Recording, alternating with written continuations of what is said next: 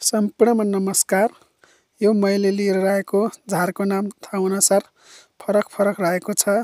कुनै ठाउँमा यसलाई कालोपाटी भनिन्छ भने कुनै ठाउँमा कालो बनमारा भनिन्छ। हाम्रोतिर चाहिँ कालो बनमारा भनिन्छ। यो चाहिने बारीको कान्ला जताततै पाइन्छ। यसको धेरै फाइदाहरू रहेको छन्। यदि कसैलाई पहिलो नम्बरमा कसैलाई पखाला लागेमा